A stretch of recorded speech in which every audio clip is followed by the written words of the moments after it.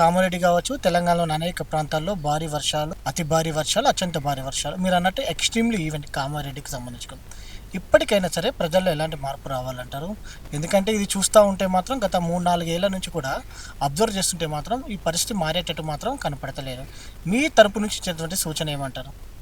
ఈ వర్షం ఏదైతే మన తెలంగాణలో పడుతుందో, ఇంతకంటే 5, 6 ఇంతలు 10 ఇంతలు వర్షం పడే సిటీస్ కూడా ఉన్నాయి, ప్లేసెస్ కూడా ఉన్నాయి. కానీ ఇక్కడ ఏంటంటే ఎన్నడూ అలాంటిది మనం చూడనందుకు, ఫర్ ఎగ్జాంపుల్ మనం ఒక డ్రైనేజ్ ఛానల్ వేస్తున్నాం, అది చిన్నగా తవ్వి ఉంటాం, ఒక పైప్ లైన్ వేసినాం, చిన్నగా వేసుకుంటాం. సో ఇప్పుడు ఏం చేయాలని అంటే ఈ ప్రెడిక్షన్స్ ఉన్నాయి కాబట్టి మనము దానికి తగ్గట్టు ఆ సిస్టమ్స్ని, వ్యవస్థని ఏర్పాటు చేసుకోవడం ఫస్ట్. రెండోది, ఎక్కడైతే ఈ ఫ్లడ్డింగ్ అనేది ముఖ్యం. ఇక్కడ ఫైనల్గా వర్షం ఎక్కువ పడి టక్కునే నీళ్ళు వెళ్ళిపోతే పెద్ద ఇష్యూ కాదు, కానీ ఆ నీళ్ళు ఫస్ట్ ఫ్లోర్ వరకు నిండిపోయి మనుషులు మనం చూస్తున్నాం ఇప్పుడు, వాళ్ళని ఎట్లా రెస్క్యూ చేస్తుర్రు, మళ్ళీ ఎన్డీఆర్ఎఫ్ ఫోర్స్ పోయి వాళ్ళని బయటికి తెస్తుర్రు, ఇట్లా చాలా ఇష్యూస్ కనబడుతున్నాయి మనకు. సో ఇవన్నిటికి కూడా సివిల్ డిఫెన్స్ అని ఒకటి ఉంటుంది, అందరికీ ట్రైనింగ్ ఇవ్వాలి. వాళ్ళు రెస్క్యూ కావడము, ఎట్లా రిలీఫ్ మెజర్స్, ఎట్లా ఒకరినొకరు ఎట్లా సపోర్ట్ చేసుకోవాలి, ఇవన్నీ కూడా మనం 100% చేయాల్సిందే. సో దీనికి స్పెషల్గా మనము ఎవరో వస్తారు ఎవరో చేస్తారు అనేది ఉండదు. వాళ్ళు ఎప్పుడైనా ఒక గంట లేటు, ఒక 5-6 గంటలు లేట్ తర్వాతనే వస్తారు, అది నేచురల్. అది ఎక్కడో ఉన్న వాళ్ళు వచ్చి చేయడం అనేది వాళ్ళకి గల్లీ తెలవాలి, తర్వాత నువ్వు వాడు ఉన్నవని తెలవాలి.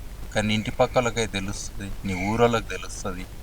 ఇది మనం చేయాలి, మర్చిపోతున్నాం. లైక్ ఎన్సీసీ, ఎన్ఎస్ఎస్ ఇట్లా రకరకాలు చేసినాం, కానీ సివిల్ డిఫెన్స్ అనే దాంట్లో కావాలంటే ప్రతి యూత్కి కాలేజ్ అయిపోయినాక ఆయనకు దేశం కోసము అని అంటే ఓన్లీ తుపాకీ పట్టుకొని దుష్మన్ కోసం కాదు, ఇలాంటి దాంట్లో కూడా వాళ్ళు పార్టిసిపేట్ చేసి మనకు ఒకరికొకరు సపోర్ట్ ఎట్లయితేననేది ఒకటి సిస్టమ్ చేయాలి. ఇది ఒక మూమెంట్ లాగా కావాలి, ఇదొకటి.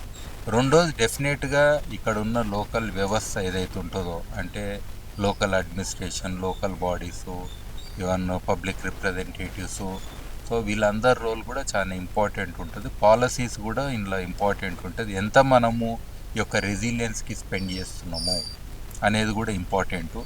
ఈవెన్ ఎండకు కూడా పుట్ట రాలిపోతారు జనాలు, సో అది కూడా అవుతున్నది. మరి అక్కడ చనిపోయిన వాళ్ళు, ఎండ దెబ్బకు పోయిన వాళ్ళు కూడా ఇష్యూయే కదా, ఎట్లా కాపాడుతామాడ? వరదలు పోయిన వాళ్ళు అంటే మీరు కెమెరా పెడతాం, చూస్తాం, ఓ పోతుండో, కారు పోతుందో, ఇల్లు కొట్టుకోపోయిందని బాగానే చూపెడతాం, అంటే ఎమోషనల్గా.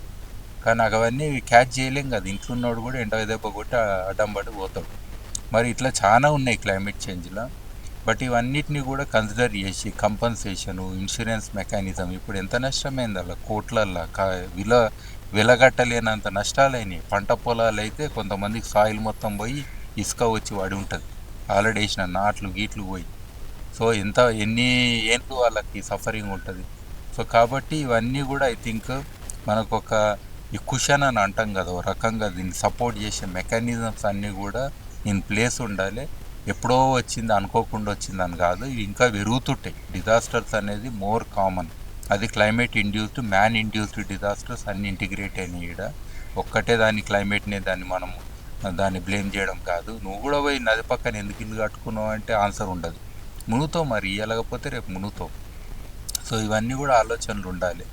సో ఐ థింక్ ఇక్కడ policy important, and all parties అందరు కూడా వాళ్ళు ఈ ఒకటి మన రెజల్యూషన్స్ అనేది, దానికి ఉన్న లాస్ కానీ, ఈవెన్ బిల్లింగ్ కోడ్స్ కానీ, ఎక్కడ కట్టాలి, ఎంత దూరం కట్టాలి.